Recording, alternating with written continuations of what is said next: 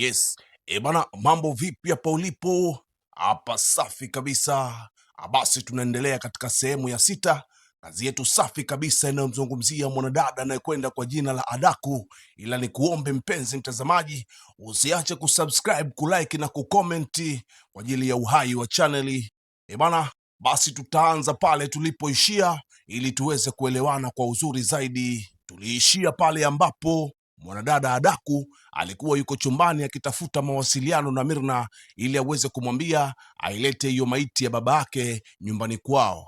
Basi kama umenielewa, kanyaga panda tuondoke. Ngoma bado mbichi kabisa hiyo. Okay, tunaendelea. Au mimi kulaniwa na mama yangu mwenyewe?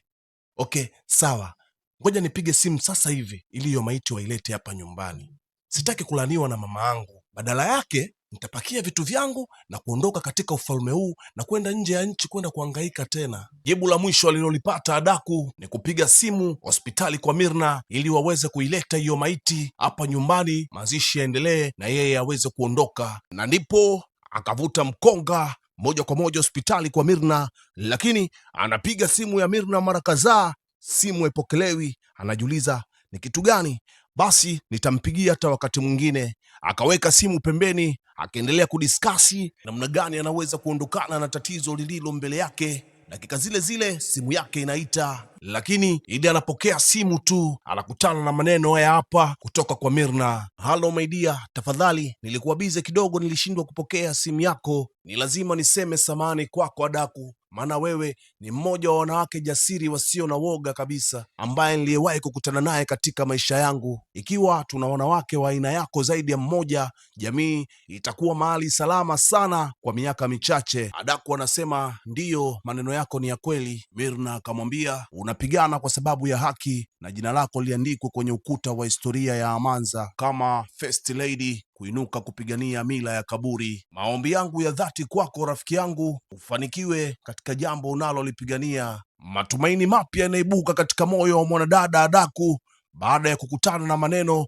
ambayo yalimtia ujasiri na kumpa nguvu kubwa ya kuendelea kupambana. Msimamo wake aliendelea kuwa nao, alishika pale aliposhikilia mpaka jambo litimie. Adaku anasema ni kweli nilikupigia kwa ajili ya jambo fulani, lakini maneno yako yamebadilisha mawazo yangu.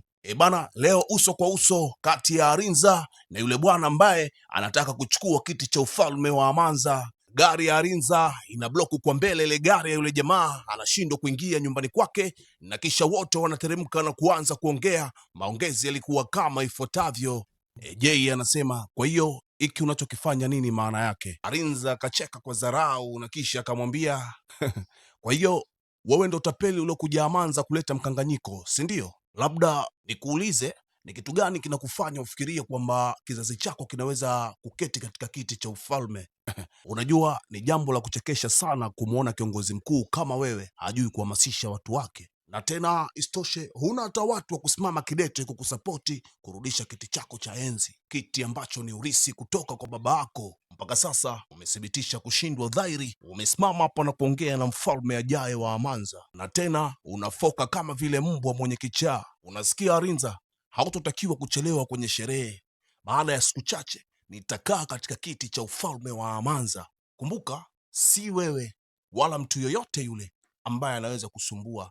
Hakuna mtu yoyote yule ambaye anaweza kafanya chochote juu yangu mimi. Arinza ni mtu mwenye watu wa kazi. Alicheka kwa dharau, alicheka sana, akajiuliza huyu mtu anajiamini kitu gani, lakini akamwambia basi sawa, tutaona.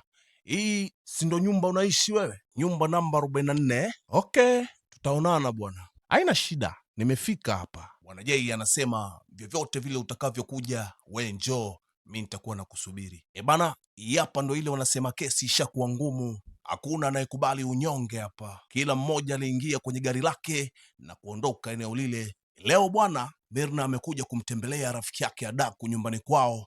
Wakawa wanaongea mawili matatu kuhusu jambo lao lile, lakini Kesi ambaye ni mke wa Arinza alikuwa amejibanza sehemu, akawa anachungulia na kusikiliza mazungumzo yao. Mirna anasema, lakini upo makini kweli Adaku kwa kusema kwamba mama yako aliinua ufagio wa asili akakutishia kukulaani. Sasa unasubiri nini tena? Sikia shoga yangu, Usiruhusu kabisa hilo jambo likutokee, kwa sababu ukiruhusu jambo hilo litokee utakuja kujuta maisha yako yote. Adaku Mirna alihisi kama hawapo wenyewe, kuna mtu watatu hapo walipo, lakini alipotezea tu. Adaku anasema sijali chochote kile, yaani namaanisha sijali. Kama ulivyosema jana kwamba nipo sahihi kwa ninachokifanya, basi itabaki kuwa hivyo. Ngoja nikwambie Mirna, siku zote anayepigania haki yupo tayari kwa gharama yoyote ile, ikiwezekana hata kwa gharama ya kugharimu maisha yake yeye mwenyewe. Kwa hiyo kama mimi kukomesha mila hii mbaya inaweza kuvunja uhusiano wangu mimi na familia yangu, acha iwe hivyo. Adaku, siwezi kuvumilia kuendelea kuona hii hatari inayoenda kutokea. Yaani ulaaniwe na mama yako kwa ajili ya jamii? Hapana bwana, haiwezekani. Sasa naenda nyumbani kwangu sasa hivi, alafu naenda kuileta ile maiti nyumbani kwenu hapa sasa hivi.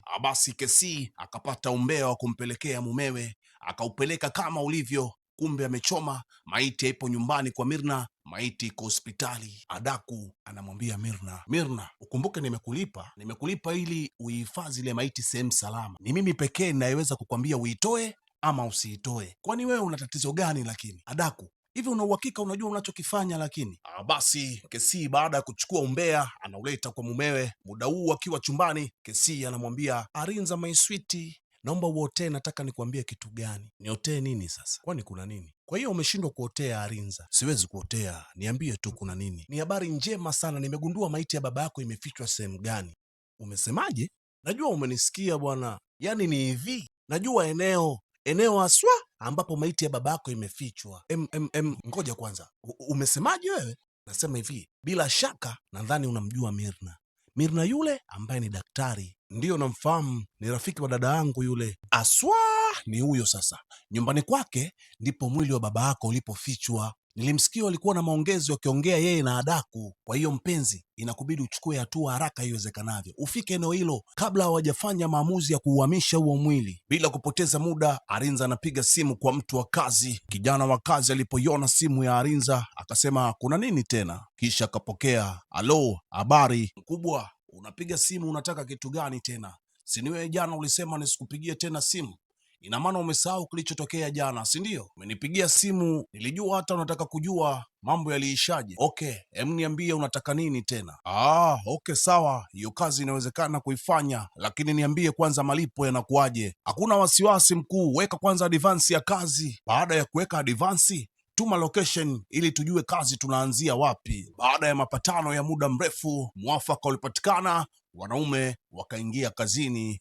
Kazi inaanza. Muda huu hapa leo tuko nyumbani kwa Mirna na huyu hapa ni mdogo wake. Leo alikuja kumtembelea Mirna majira ya jioni. Anafika na kugonga sana mlango, lakini mlango haufunguliwi, ikiashiria ya kwamba Mirna bado hajarudi nyumbani. Muda ule akiendelea kuhangaika na mlango, wasiojulikana wakamtokea na kumweka chini ya ulinzi, wakimlazimisha atoe funguo na afungue mlango. Kaka jambazi anasema, kelele, kaa kimya wewe, naomba uniambie maiti iko wapi? Toa funguo hiyo kwanza, ufungue mlango, nitakuua sasa hivi. Binti anasema, mi hata skai hapa, nimekuja tu kumtembelea dada yangu. Oya Mudi Mdigo, mbebe tuondoke naye huyo, anaweza kutupa tunachokitaka huyo. Uwezi amini, walimleta moja kwa moja kwenye jumba bovu. Jambazi anapiga simu kwa Mirna, lakini Mirna amechelewa kupokea simu. Kaka jambazi anasema, mwacha lete masiara, atakununua kwa pesa nyingi sana wewe. Lakini baada ya muda Mirna anafanikiwa kuiona simu kwamba kuna mtu anampigia.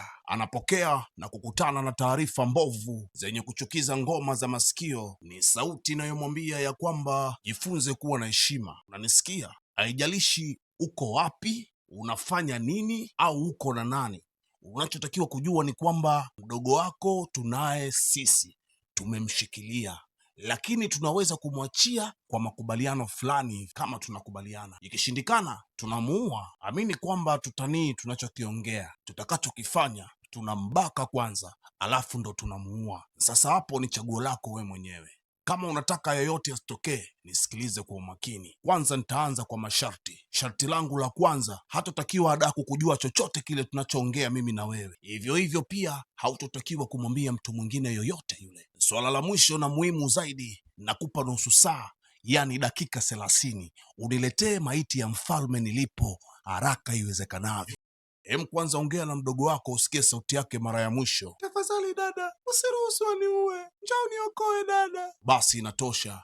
Binti, nadhani unajua namaanisha nini. Emfanya hicho nilichokwambia uokoe maisha yake. Mirna ameshapigwa mkwara asiongee, ilibidi amdanganye Adaku na kumwambia ya kwamba nahitajika hospitali haraka, kuna mgonjwa wa dharura, bila ya mimi anaweza akapoteza maisha. Lakini kumbe ni uongo. Mirna alienda kusovu lile jambo ambalo liko mbele yake, lina uzito mkubwa sana. Hayuko tayari kumpoteza mdogo wake wa damu kwa ajili ya ujinga wa Adaku. Mirna alirudi mpaka nyumbani kwake, akafungua mlango na kuingia ndani. Baada ya muda kidogo anatoka ili aende hospitali akauchukua ule mwili. Mlangoni anakutana na Adaku. Adaku ni mtu wa machale, alisanuka ule mchezo wote pale, amemtokea nyumbani kwake kama mzimu vile. Alishtuka sana alipomwona Adaku mbele ya macho yake amesimama. Adaku si mtu wa kawaida. Adaku ni mwanamke mwenye maono, alishaliona ili jambo mapema sana, kwa hiyo alikuwa nalo makini mno, na ndo maana muda mwingi sana alikuwa anambana Mirna asikae peke yake. Inaweza kuwa rahisi kurubuniwa akaenda kinyume na makubaliano. Mtazamaji wangu, ni kuswalike kaswali kidogo hapo. Wewe unaonaje? Mirna atautoa mwili wa mfalme ili aweze kumpata mdogo wake? Na je, Adaku atakubali mwili wa mfalme utoke ikiwa yeye ana malengo nao? Ingoma ndo kwanza bado mbichi, yani kama inaanza vile. Basi majibu yako yote utayapata katika sehemu ya 7 ya kazi yetu safi kabisa inayomzungumzia mwanadada anayekwenda kwa jina la Adaku. Mimi hapa si mwingine, ni yule yule wananiita Alifa DJ aka wa kupoa. Mpaka muda mwingine niseme asante.